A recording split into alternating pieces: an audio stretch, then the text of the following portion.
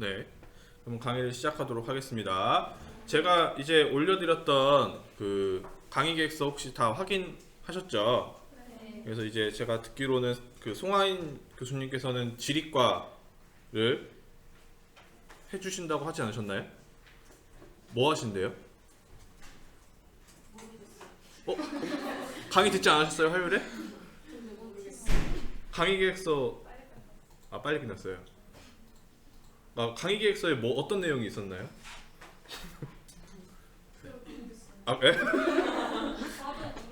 진짜요? 그럼 나중에 혹시 공유를 저한테 해주시면은, 사실 제가 듣기로는 이제 학과장님한테 이제 송하인 선생님께서는 약간 지리과를 좀 위주로 해주시고, 저는 이제 일반 사회랑 역사과 위주로 좀 해라 라고 이제 전달을 받아가지고 이제 올려드렸던 강의 계획서 사실 그 내용이에요. 그래서 이제 지리과 내용은 좀 뺐고, 그다음에 이제 일반 사회랑 역사 위주로 했고, 그다음에 어쨌든 수업 시연이나 이런 거는 사회과 교육 1에서 할 거기 때문에 2에서는 최대한 이제 강론이나 이런 임용이나 이런 기본적인 내용들을 좀 다루어 달라고 하시더라고요. 그래서 이제 가장 이제 과제 중에 부담이 되는 수업 시연은 다 빼버렸고요. 그래서 이제 교과서 분석만 남겼고, 이제 교과서 분석 위주로 이제 이야기를 하면서 제가 이제 2015 개정 교육과정 이제 총론이랑 강론, 그다음에 기본적인 사회과를 볼 때 필요한 약간 눈 같은 거를 좀 이번 학기 동안 말씀을 드리려고 합니다. 그다음에 그때 실습 때가 그래도 힘드시다고 하시니까 이제 줌을 실습 때로 이제 몰았는데, 그냥 제 자의적인 판단으로 실습이 앞이랑 뒤가 있을 때 앞이 더 힘들더라고요.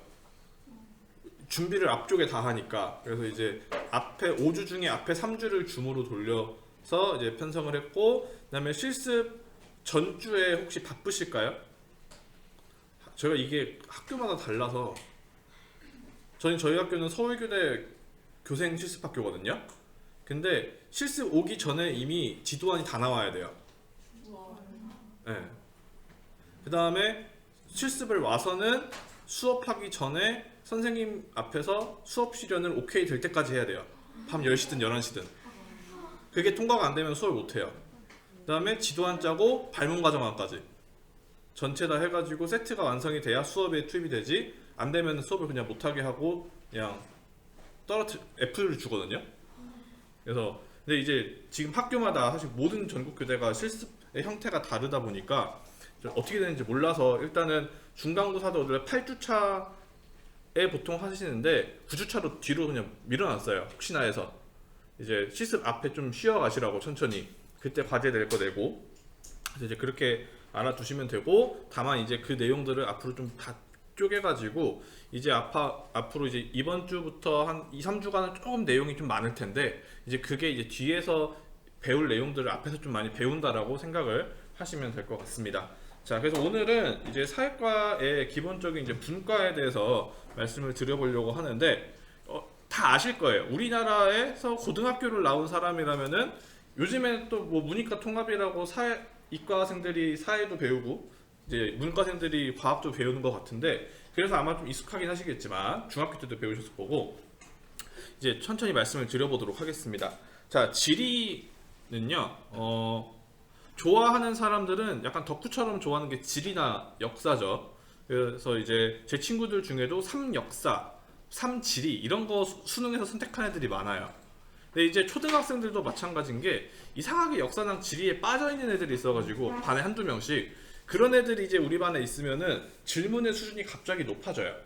애들이 뭐 이상한 책 보고 와가지고 되게 지엽적인 거를 질문을 하는 거죠. 이제 그런 거에서 있다 보니까 선생님들이 이제 이 사회과 전공이 아닌 이상 되게 가르치기 어려워하시는 게 지리랑 이제 역사 부분이고, 그다음에 일반 사회도 뒤에서 저랑 같이 보시겠지만 일반 사회는 생각보다 어렵지는 않아요. 질문 들어오는 수준이 높지는 않은데, 문제는 일반 사회는 개념을 가르쳐야 되는데, 사회과학 개념을 가르쳐야 되는데 애들이 이해를 못해요. 내용이 너무 어려워서. 그래서 이제 그런 장단점이 있다는 거를 가지고 한번 보도록 하겠습니다.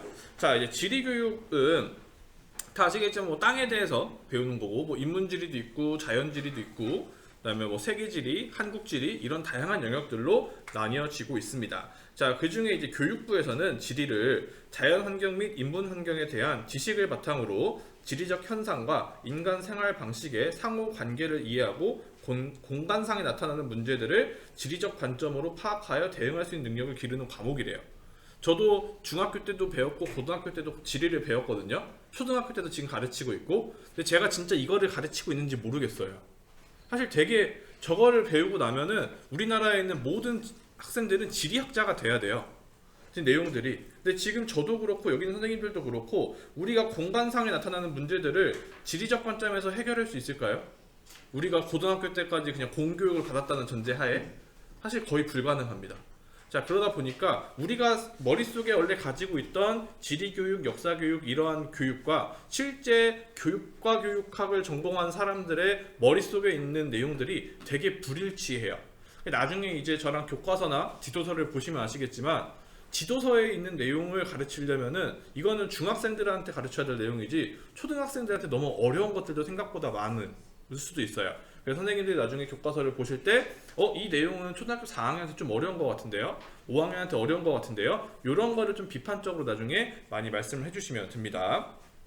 자, 그 다음에 2015 개정교육과정에서 지리교육의 목표로 요 네 가지를 좀 제시를 하고 있는데 1번이 장소감이라는 말이고요. 영어로는 sense of place예요.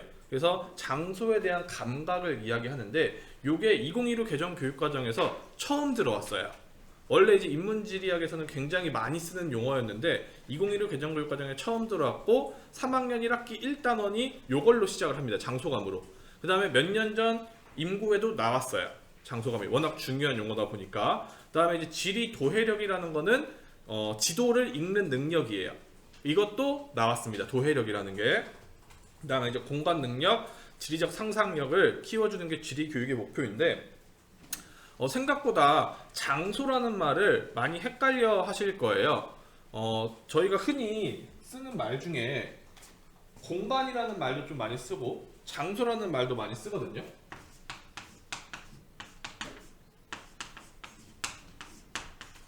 근데 영어로 보면은 얘는 place고요. 얘는 space예요. 자, 비슷한 뜻이지만 자세하게 보면요. 공간은 굉장히 객관적입니다.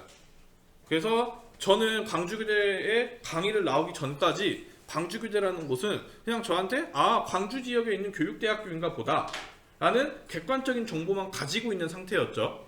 그래서 저는 광주교대를 굉장히 공간적인 의미로 바라보고 있었어요. 근데 제가 어느 순간부터 광주교대 강의를 나왔고 여기에 있던 작년에 광주교대 모과 학생들은 굳이 서울까지 올라와서 저한테 밥을 얻어먹고 갔어요. 그런 것처럼 광주교대 학생들이랑 저랑 관계를 맺어가면서 저도 광주교대에 애착이 생기고 그러면서 광주교대 학생들에 대한 혹은 광주교대 학교 자체에 대한 제 머릿속에 스스로 의미가 생기면서 광주교대가 저한테는 공간에서 어느 순간 장소로 변화하고 있었다는 거죠. 그래서 이걸 장소화라고 하는 거고 그때 가지고 있던 감각을 장소감이라고 합니다. 어렵죠? 좀 더 쉽게 설명하면은 자, 한강이 있습니다. 자, 한강 하면은 우리나라의 중부지방에 흐르는 한강인데 사실 한강에 대한 이미지는 여기 계신 선생님들이랑 저랑 모두 다 개인적으로 다를 거예요. 예를 들어서 제가 한강에 와서 프로포즈에 성공을 했어요. 그럼 한강은 저한테 긍정적인 장소가 되는 거고 반대로 실패했으면 부정적인 장소가 되는 거고 이런 것처럼 내가 거기에서 어떤 경험을 했는지에 따라서 그 장소에 대한 의미가 바뀌기 때문에 우리는 특히 초등학교 지리에서는 이 장소에 대한 내용을 굉장히 중요하게 여깁니다. 그 다음에 이제 중학교, 고등학교로 넘어갈수록 이 공간이 좀 더 주를 이루고 있고요. 그래서 초등학교는 장소를 많이 가르치고 있다라고 정도만 보시면 되겠습니다. 그래서 목표로는 지리적 통찰력, 개인의 자아 실현, 민주시민 정신 신장을 보고 있는데 요거는 시험에 안 내고 그냥 참고만 하시라고 낸 겁니다. 자, 그 다음에 내용 같은 경우에는 이제 빨간색 글씨부터 보시면은 지리의 핵심 개념, 지리적 탐구 방법, 지리적 사고와 추론, 지리적 상상력 등으로 지리 교육 과정이 보통 구성이 되어 있어요. 근데 초등학생들뿐만 아니라 모든 학생들이 사회과 혹은 지리과에 대해 가지고 있는 인식이 뭐냐면요. 암기교과라는 게 되게 강하죠. 사실 선생님들도 비슷하실 거예요. 저도 비슷하고 역사 외우는 거 아니야? 지리 외우는 거 아니야? 이게 너무 강했던 이유가 우리나라 교과서를 보면은 대부분 이 개념 위주로 되어 있어요. 교과서가 개념을 쭉 나열하고 그거를 알고 있는지 모르고 있는지 혹은 그거를 적용해가지고 어떤 상황을 해석할 수 있는지를 우리가 평가를 하기 때문에 이 사회과에 대한 기본적인 인식이 다 이 개념에 맞춰져 있다는 거죠. 근데 사실은 요즘 맨날 챗 GPT 딱 여기 써보신 분, 챗 GPT 가입해서 한 분, 뭐 질문 뭐 해보셨어요? 제주도 여의도 달라고. 잘 나오죠. 네. 네, 어느 정도 수준으로 나오냐면요. 예를 들어서 제가 광주광역시에 대해서 설명해줘 하면은 정말 별게 다 나와요. 쭉 써줘요. 여기까지는 뭐 글 잘 썼네 했는데 그거를 그 다음 질문은요. 이 글을 6학년 수준으로 바꿔줘 하면요. 6학년 수준으로 바꿔줘요. 네, 영어로 바꿔주는 건 당연한 거고. 그런 것처럼 정말 이제 테크놀로지가 너무 발달을 하고 사실은 뭐 기후, 열대 기후랑 온대 기후 비교해줘 하면요. 표까지 그려줘요. 그러면 그 소리는 지식적인 게 원래 지금도 지식적인 게 중요하지 않다. 앞으로는 뭐 인터넷이 워낙 발달할 거기 때문에 이걸 어떻게 하는 방법, 역량이 굉장히 중요할 거다라고 하면서 2015에서 역량 중심 교육 과정이 나왔는데 이제는 더 심해질 거라는 거죠. 근데 교과서는 아직도 다 개념이고 내용이 되게 많다라는 거고 사실은 그 외에 지리에서는 그 외의 거를 더 중요하게 여기고 있고요. 이 공간에서 장소로 관점이 바뀐 게 우리나라 10년도 안 됐어요. 아직도 교수님들 중에는 요걸 중요하게 여기시는 지리 교수님들이 훨씬 많으세요. 옛날에 공부하신 분들은. 근데 최근에 공부하는 사람들은 이쪽으로 많이 넘어왔고 이게 나중에는 뭐 지리적 상상력이나 이쪽으로 많이 연결이 됐는데 그거는 이제 저처럼 사회과로 석박사를 하는 사람들이 공부하는 내용이고 이제 임용에서는 저런 내용들이 있구나 정도만 눈에 익히고 가시면 되겠습니다. 그 다음에 지리적 상상력에서 장소감이 나왔다. 그래서 개인들로 하여금 자신의 전기에서 공간과 장소의 역할을 인식하도록 하는 건데 제가 이제 지금은 이번에는 그 과제를 안 냈는데 원래 항상 그 연휴가 끼면은 대체 과제를 뭘 내냐면은 나에게 가장 의미 있는 장소는 어디인가요? 라는 그 과제를 항상 냈어요.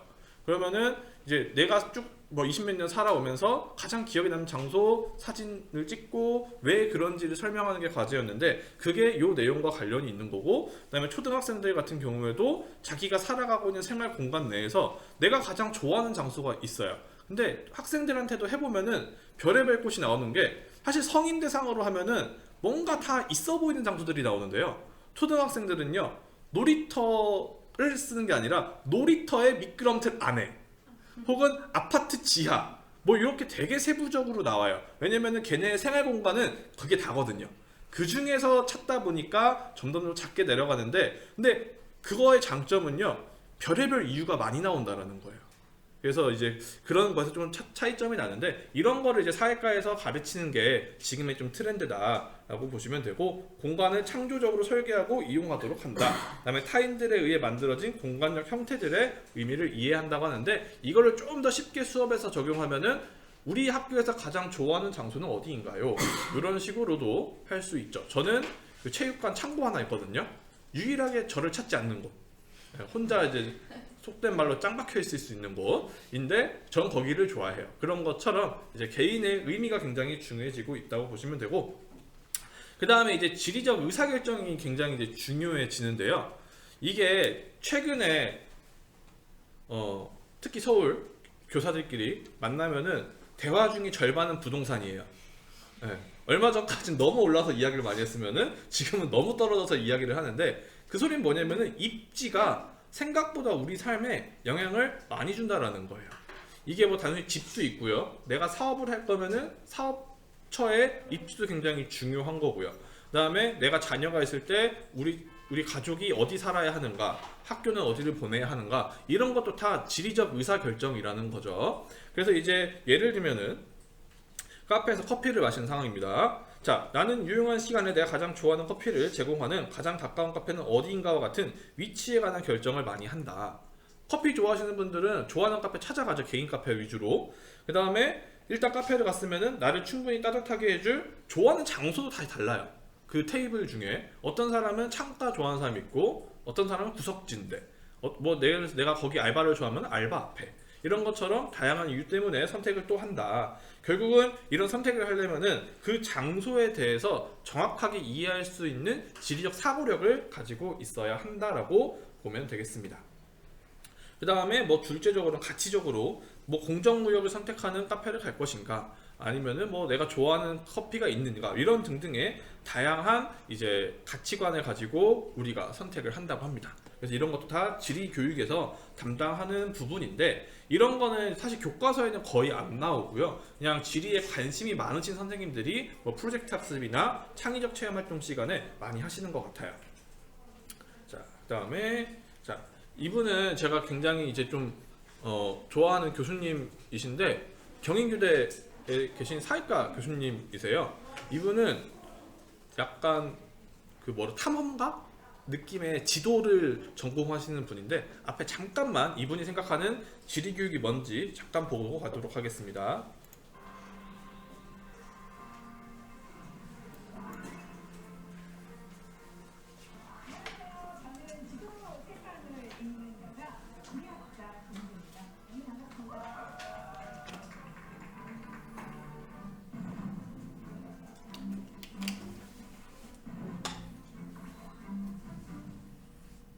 이 주인데요. 저는 사실은 이제부터 재밌게 살겠다.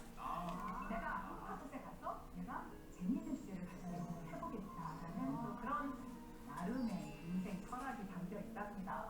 한국에서 활동하는 분이 다른 나라에서 지리학자는 늘 새로운 세계를 탐험하는 게 직업입니다.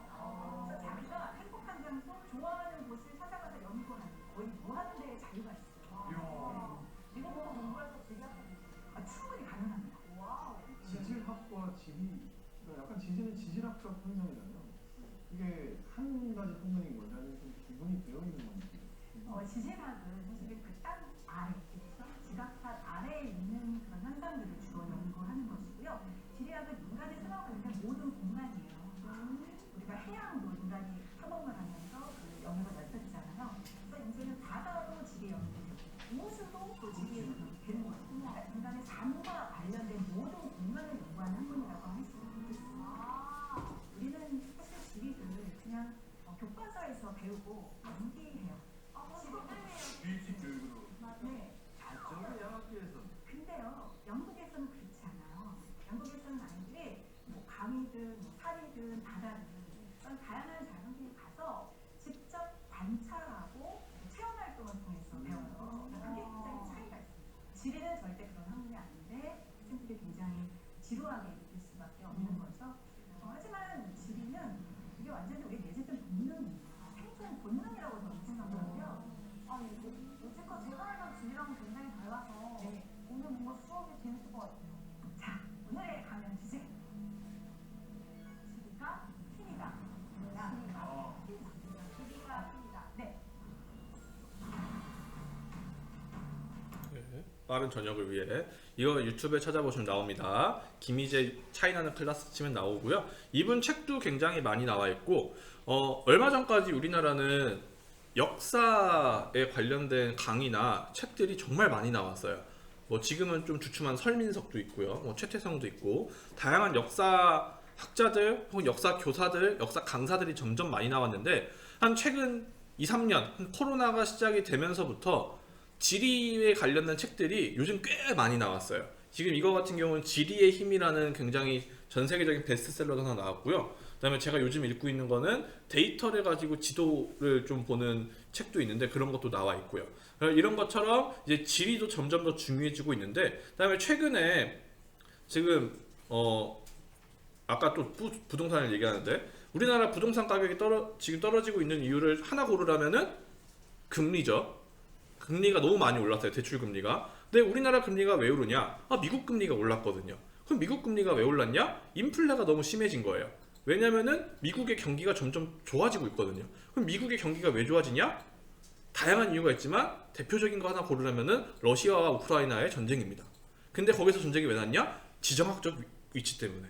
이렇게 해석이 된다라는 거죠. 근데 이런 식으로 전 세계를 지리 하나로 다 볼 수는 없지만, 경제, 사회 등등 다양한 분야 중에 이제 지리로 좀 세계를 바라봐야만 풀리는 문제들 혹은 해석이 되는 문제들이 많다라는 거를 이제 조금씩 알기 시작했다라는 거예요.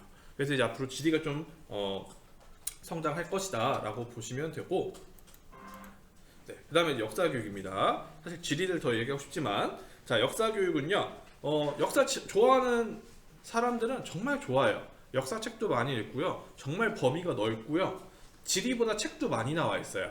그래서 이제 교육부에서는 역사는 과거 인류의 삶에 대한 이해를 바탕으로 현재 우리 삶의 모습을 과거와 연관시켜 살펴봄으로써 인간과 삶에 대한 이해와 안목을 기르는 과목이라고 하는데, 선생님들이 배우셨던 역사 그 수업 중에 이런 수업이 있었나요? 과거를 가지고 현재를 해석하는 역사 수업? 제 기억으로는 초중고 때 한 번도 없었거든요. 저는 제가 안 좋은 학교를 나왔는지는 모르겠지만 항상 과거에 있던 일들을 외워서 시험 보는 게 다였고, 특히나 우리나라 같은 경우는 역사가 정치사 위주예요. 즉 왕을 중심으로 그 시대에 어떤 일이 있었고 어떤 정치적 사건이 있었고 이런 거 위주를 거의 배웠지, 그 외에 과거 인류들이 어떻게 살았는지에 대해서는 잘 안 배웠다라는 거죠. 그만큼 굉장히 역사를 보는 관점이 좁았는데, 이것도 이제 2015로 넘어오면서 점점 넓어지는 거예요. 근데 이제 선생님들께서도 학교 현장에 가셨을 때 이런 역사 교육의 관점을 가지고 우리가 어떻게 하면은 기존에 있는 역사 교과서를 좀 더 학생들의 삶과 연결을 시켜줄 수 있을까를 고민해 보시는 게 좀 학생들한테 재미있는 역사 수업을 하게끔 도와주는 게 이제 된다라는 거죠. 그래서 역사 교육을 사회과 교육의 일부로 보는 관점과 별도로 보는 관점이 대립합니다. 즉 역사 교육 하시는 분들은요, 자기들이 사회과라고 생각 안 하세요. 나는 역사 전공이야 이렇게 생각하시는데, 이제 우리나라는 사회과 교육 내에 역사가 들어가 있습니다. 자, 지리는 사회생활의 공간적인 측면을, 그다음에 일반 사회는 현상적 및 원리적 측면을, 역사는 사회생활의 시간적 측면을 다루고 있다. 즉 지리는 공간, 역사는 시간, 그 다음에 이 세 개의 학문들은 인간을 다루는 학문이라고 생각을 하시면 되겠고요. 그래서 사회생활에 대한 설명보다는 인간 행위, 즉 왜 그 사람은 이렇게 생각을 했을까를 가지고 해석해보고 또 상상력이 나오죠. 왜냐면은 자료가 다 없기 때문에 상상하는 거예요. 쟤네들은 왜 저렇게 했지? 뭐 예를 들면은 이방원이랑 정도전이랑 싸웠을 때, 뭐 왕자의 날이나 이런 다양한 일들이 있었을 때 그때 그 사람들은 왜 저런 선택을 했을까를 가지고 하는 게 역사 교육입니다. 그래서 수업을 아직 다 안 해보셨겠지만, 예를 들면은 그 요즘에 많이 하는 게 교육 연극 되게 많이 하거든요, 학교에서. 그러면은 역사랑 연극을 연결을 시키면은 역사 연극을 하는 거예요. 그럼 예를 들어서 학생들이, 어떤 애들은 뭐 신진사대부 역할을 해보고 어떤 사들은 뭐 다른 역할을 해보고 이러면서 좀 거기에 이제 감정이입을 해보면서 그때 그 사람들은 이랬을 수도 있겠다. 그 다음에 제가 옛날에 학생들이랑 했던 것 중에 하나가 그 인조가 그 했던 그 머리 3번 받고 저라는 그거 시켰거든요. 그래서 애들이 하고 되게 치욕적이래요, 진짜 해보니까. 그래서 실제로 인조가 화병으로 죽었어요. 그게 평생 그게 있어가지고 화병으로 죽었대요. 역사서에 나와요. 그러니까 그런 거를 이제 학생들한테 알려주니까 학생들이 좀 재미있게 역사를 좀 해보고, 교과서에 있는 걸 다 못 가르쳤어요. 그런 걸 하도 많이 해가지고. 근데 아이들이 알아서 이제 그때부터 스스로 공부를 하게끔 좀 원동력이 되어준 거라고 생각하고 있어요, 저는. 그냥 스스로는. 그래서 역사 교육의 목표는, 우리는 역사에 대해서 지식만 배웠지만 사실은 역사 속에서 교훈도 배워야 되고요, 유산의 전승도 있어야 되고, 현재를 이해할 수 있어야 되고, 인격과 교양을 육성하고 역사 의식과 역사적 사고력을 기르는 것도 굉장히 중요합니다. 자, 근데 여기서 말하는 역사 의식이 생각보다 굉장히 어려워요. 특히 근현대사 쪽으로 왔을 때. 제가 이게 정치적 발언, 자, 진짜 우리나라의 근현대사 중에 가장 평이 극과 극으로 나뉘는 사건은요 5.18이에요. 그래서 어떤 논문을 봤는데요, 광주 지역 고등학생들과 대구 지역 고등학생들이 생각하는 그 5.18에 대한 그 이미지가요 완전 정반대예요. 이 조그만 한 나라에서. 그런 것처럼 학생들한테 이 역사의식을 가르친다라는 게 과연 무엇일지가 저는 역사를 가르치면서 제일 어려웠던 것 같아요. 옛날 거 뭐 고조선, 뭐 고구려 이런 거 가르치는 건 쉬워요. 그냥 전달하는 거니까. 근데 이런 어느 정도의 가치적 문제가 들어가 있는 거에서는, 야, 이게 내가 말실수를 해가지고 민원 들으면 어쩌지? 라는 게 항상 있거든요. 예를 들면은 제가 이번 주 화요일 날 뭘 가르쳤냐면은 다양한 가족의 형태를 가르쳤어요. 초등학생들한테. 야, 근데 이게 저는 그 반에 한 학생의 집에 문제가 있는 걸 알아요. 부모님이 이혼을 하셨고요. 어머니가 키우고 계시다가 어머니가 재혼을 하면서 아들을 외할머니한테 버리고 갔어요. 그 아이가 있어요. 왜냐면 제가 그 걔의 형을 가르쳤거든요. 그래서 가정사를 아는데 그 가정사를 아는 상태에서 다양한 가족의 형태를 가르치다 보니까 걔는 조손가족이잖아요. 근데 제가 조손가족에 대해 얘기하고 이혼가족, 재혼가족 이런 거를 언급하는 게 너무 약간 미안한 느낌? 사실 그냥 교과서에 있는 건데 이런 것처럼 우리가 이제 다양한 가치들이 있는 다원화 사회다 보니까 그런 거에서 좀 어려운 게 있다. 뒤에서 또 문화 때 말씀을 드리겠습니다. 자, 그 다음에 역사 의식인데요. 이게 사실 저는 이 내용이 초등 임용에 안 나올 줄 알았거든요. 이걸 한번 냈어요. 나는 약간 양심이 없는 거지 이거는. 근데 이거는 좀 심각한 거고 사실 이건 틀리라고 된 문제라고 저는 생각을 합니다. 이거 맞추면은 그냥 1등 하는 거고 네, 이거는 그냥 나왔으니까 제가 다시 껴 넣은 거고 사실 얼마 전까지 이거 없었어요. 제 그 PPT에. 근데 냈으니까 여튼 자아의식, 존재의식, 시간의식, 변화의식, 실천의식이라는 거를 역사의식 속에 있는데 그 중에서 시간의식인가를 냈을 거예요 아마. 그래서 이제 이거는 중등 거고 그다음에 역사적 사고력을 굉장히 중요하게 여겨요 초등사회과에서는. 그래서 문제에 처했을 때 역사적 지식을 활용해서 역사 문제에 과서를 세우고 해결 방안을 모색하면서 역사를 이해하려는 복합적인 정신 능력이다. 이것도 임용에 나왔습니다. 이거는 이제 나올만 하다고 저희가 얘기했었는데 연대기 파악력은 이제 시간 순서대로 역사를 좀 파악하는 능력, 역사적 탐구력은 사료를 보고 그 사료 속에서 다양한 의미를 찾아내는 능력, 그 다음에 역사적 상상력은 이제 역사가 모든 게 다 서술이 돼 있지 않고 띄엄띄엄 있다 보니까 그 비어있는 곳을 학생들이 역사적 근거를 가지고 채워 넣는 거를 역사적 상상력이라고 합니다. 그다음에 역사적 판단력 같은 경우에는 이제 학생들이랑 약간 재판관의 입장에서 옛날 사건을 평가해 주는 거예요. 예를 들면은 뭐 세조가 이제 반정을 일으켰을 때 야 이거 이 세조의 이런 게 뭐 정당하냐 정당하지 않냐, 그다음에 뭐 중종 반정 이런 거를 가지고 좀 토론 학습을 해보는 거를 역사적 판단력이라고 하는데 이제 이런 사고력을 굉장히 중요하게 여기고요. 이제 나중에 이거를 보시면서 단순히 나중에 교과서를 평가를 하실 때 이 내용이 너무 이제 학생들한테 지식 위주로 가는 것 같다. 그랬을 때 역사적 사고력 중에 이런 게 있는데 이런 거 바탕으로 탐구학습으로 교체를 해도 좋을 것 같다. 이런 식으로 이제 작성을 해주시면은 훨씬 더 좋은 교과서가 되겠죠. 그다음에 역사 교육의 내용은 뭐 이런 게 있다고 하고요. 뭐 지식 있고 사고력, 태도가 있다고 합니다. 이거는 이제 보시면 되고. 그다음에 정치 교육입니다. 가장 사회과에서 가르치기 어려운 내용이에요. 그래서 이제 전통적인 정치 교육은 정치 내용의 주입을 통해 특정한 정치적 태도와 행동 성향을 육성하려는 의도적 노력, 정치 체제의